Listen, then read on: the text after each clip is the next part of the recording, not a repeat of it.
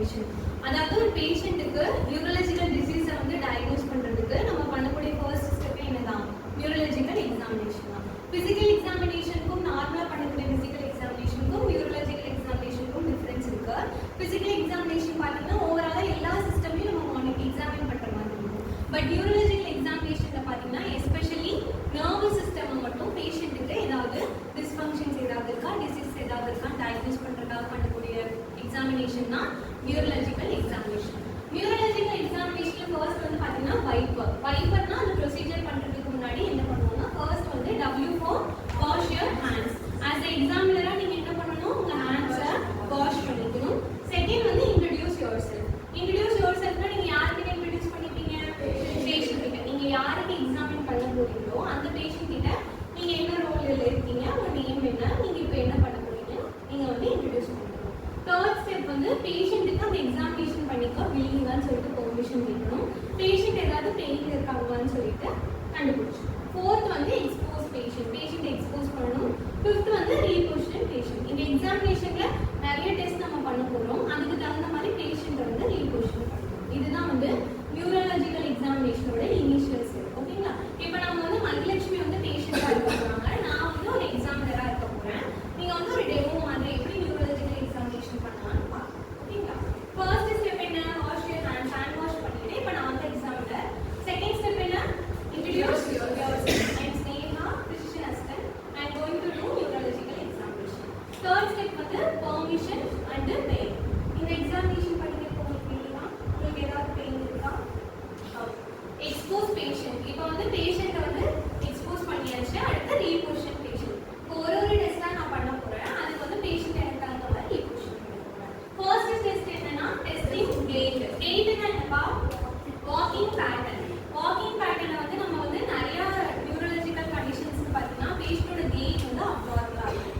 Example பார்த்தீங்கன்னா Parkinson பார்த்தீங்கன்னா அவங்களோட கோஆர்டினேஷன் மிஸ் ஆகும், கேட்ல வந்து இம்ப்ராப்பர் கேட் இருக்கும். ஸோ நம்ம பேஷண்டோட கேட்டை நம்ம செக் பண்ணும்போதே அவங்களுக்கு ஏதாவது நியூரலஜிக்கல் டிசீஸ் இருக்கா நம்ம டயக்னோஸ் பண்ணலாம். இப்போ வந்து மகிலட்சுமி பேஷண்டோட கேட் வந்து நான் செக் பண்ண போறேன். நீங்க என்ன பண்ணணும்னா இங்கிருந்து அது வரைக்கும் நடக்கும்.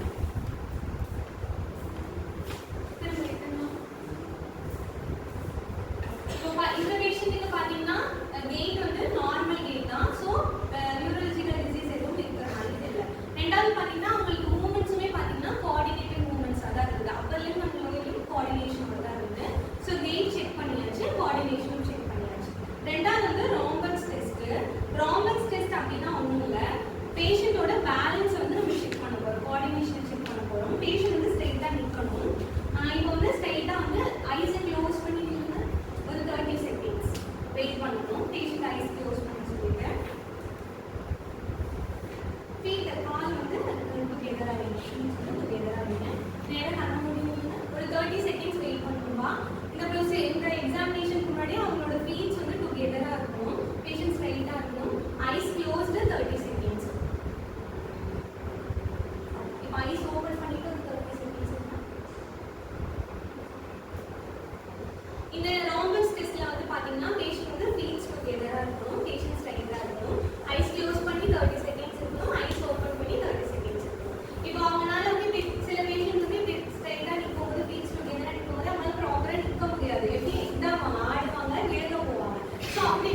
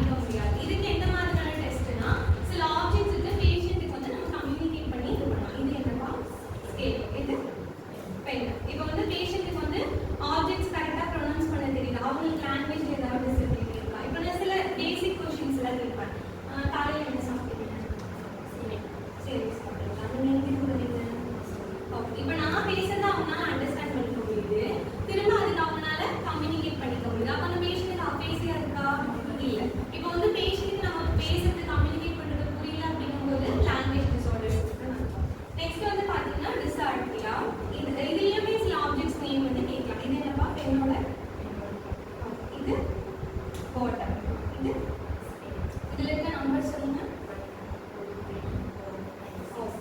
டிசார்ட்ரியா அப்படின்னா ஒன்றும் இல்லை, ஸ்லரிங் ஆஃப் ஸ்பீச். அதாவது பேசும்போதே என்ன ஆகும், ஸ்பீச் வந்து கொலரி இருக்கும். இது எதனால மோஸ்ட்லி இருக்கும்னா ஸ்ட்ரோக் இருக்க பேஷண்ட்ஸ்க்கெல்லாம் பார்த்தீங்கன்னா ஸ்லரிங் ஆஃப் ஸ்பீச் வந்து ஒரு சிம்டமாகவே இருக்குல்ல. இப்போ பேஷண்ட் கிட்ட நம்ம சில பேசிக் கொஸ்டின்ஸ்லாம் கேட்டோம், அவங்களால ப்ராப்பராக ப்ரொனவுன்ஸ் பண்ண முடிஞ்சதில்ல, ஸ்லரிங் ஆஃப் ஸ்பீச் ஏதாவது இருக்குதா, எதுவும் இல்லை. ஸோ அந்த பர்டிகுலர் டிசார்ட்ரியா வந்து என்னது நெகட்டிவ். நெக்ஸ்ட் வந்து பார்த்தீங்கன்னா simple questions for a mental test. அதாவது அவங்களோட மென்டல் ஹெல்த் எப்படி இருக்குன்னு சொல்லிட்டு சிம்பிளான கொஸ்டின்ஸ் வந்து கேட்க போகிறோம்.